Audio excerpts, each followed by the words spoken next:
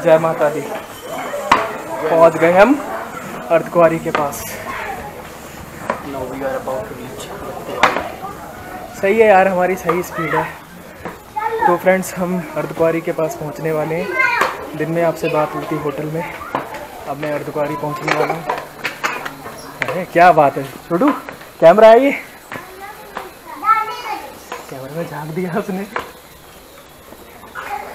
उसको बात करूँगा।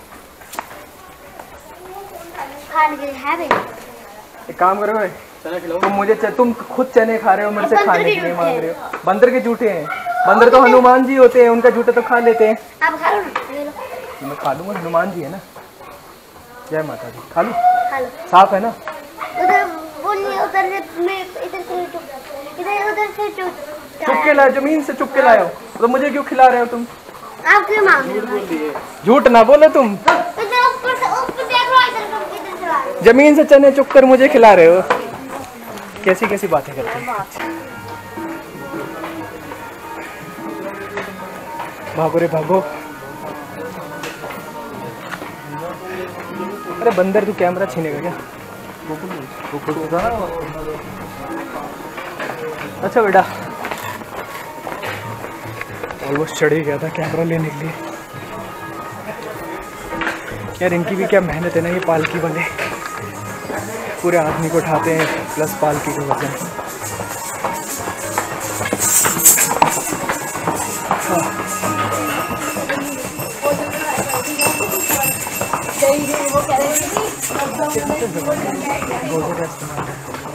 घोड़े वाले मुंह मांगे पैसे मांगते हैं और ये दे देते हैं।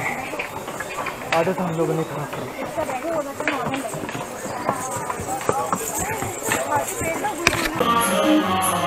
वेदर अब थोड़ा ठीक हो गया है। शाम को तो बहुत स्वेटिंग हो रही थी, अभी क्या है, अभी हमें स्वेटिंग नहीं हो रही है। थोड़ा सा ठीक लग रहा है, वेदर कोजी है, ठीक ठाक है और थकान भी थोड़ी कम है। देखो अभी तक जब जितना हमने चढ़े हैं उसमें हमने ये देख लिया कि लोग तो हैं 4 हैं यात्री, लेकिन मैक्सिमम अक्षरों का इस्तेमाल कर रहे हैं या फिर इलेक्ट्रिक व्हीकल। बाकी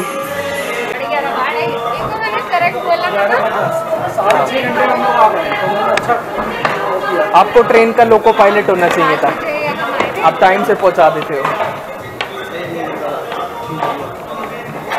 सही है भैया। यार वैसे एक बात बताऊं, दूसरी बार हुआ है वहाँ पे भी, मैं उसको बोल रहा हूँ भैया बैग चेक करो, वो बोल रहा है जाओ। और इनके खोल खोल के बैग चेक कर रहे हैं।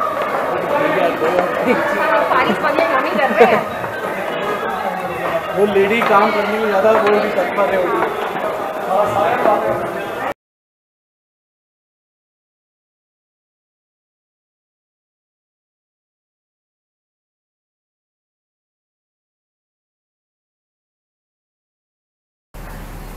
Hello friends, welcome back. एक नया दिन और मैं हूँ इस वक्त कटरा में। जैसा आपको बताया था, मैं यहाँ पे परसों आया था और मैं आया था यहाँ पे माता वैष्णो देवी के दरबार में हाज़िरी लगाने, माथा टेकने के लिए। लेकिन हुआ ये कि हमने चढ़ाई शुरू करी परसों इवनिंग में 5 बजे के आसपास, और चढ़ते चढ़ते हमें देर हो गई। हम 11:30 बजे के आसपास पहुँचे। कुछ लोग थे, उनकी स्पीड कम थी, इसलिए धीरे धीरे गए। अब हुआ ये कि ऊपर पहुँचे जब माता वैष्णो देवी के दर्शन करने से सिर्फ आधा घंटा पहले जहाँ पे फ्रेश होते हैं वहाँ पे हम खड़े थे, अचानक से इतनी तेज़ बारिश शुरू हो गई कि भाई पूछो मत। अफरा तफरी मच गई, बारिश, ओले। इतनी तेज़ बारिश मैंने पहले कभी इधर नहीं देखी वैष्णो देवी में, और बहुत तेज़ बारिश थी। मतलब हम हिल नहीं पा रहे थे अपनी जगहों से, इतनी तेज़ बारिश थी।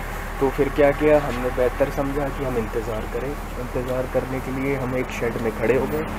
अब वहाँ पे हम उस चीज़ के चक्कर में लेट हो गए, और मौसम इतना बिगड़ा हुआ था कि हमें जो बारिश ने पीछा छोड़ा है उतरने के अर्धकुंवारी के बाद छोड़ा।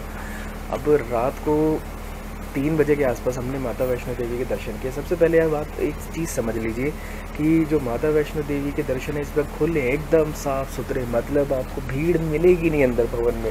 हम 10 मिनट तक गुफा के अंदर खड़े रहे और दर्शन करते रहे। तो मतलब 10 मिनट खड़े हो गए तो आप सोच लीजिए कितना खाली पड़ा है। एक्चुअली क्या है, लोग अभी डर रहे हैं, यहाँ आना नहीं चाह रहे वैष्णो देवी में। और क्योंकि यही एक ऐसी जगह है जहाँ पे थोड़े रूल्स रेगुलेशन स्ट्रिक्ट रहते हैं हमेशा। जम्मू वाले नहीं सुनते हैं, यहाँ के पुलिस वाले बिल्कुल। और यहाँ पे आपको कोविड टेस्ट करवा के आना होगा, आरटीपीसीआर एंटीजन। नहीं आ रहे हैं तो स्टेशन पे आपका कर दिया जाएगा। हमारी स्टेशन पर कोविड टेस्ट करने वालों की लाइन अलग लगी थी और हमारे पास तो आरटीपीसीआर था, इसलिए हम डायरेक्ट एंट्री से बाहर निकल गए, एग्ज़िट कर गए। अब जो कोविड टेस्ट करा रहे थे उनका क्या होता है, डर होता है कि देखिए अगर पॉजिटिव निकल गए तो आपको अपनी खुद की गाड़ी करके वापस जाना पड़ेगा, नेगेटिव तो नेगेटिव है, कोई दिक्कत नहीं है। तो हमने तो इसलिए ये रिस्क लिया नहीं, हमने वहीं से दिल्ली से ही करा लिया था टेस्ट।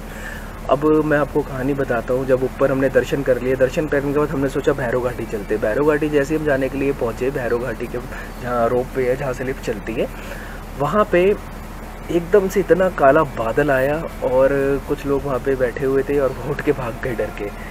और वो काला बादल नहीं, वो एक्चुअली में पानी था बादल के अंदर, इतनी तेज़ हमें डर लग रहा था।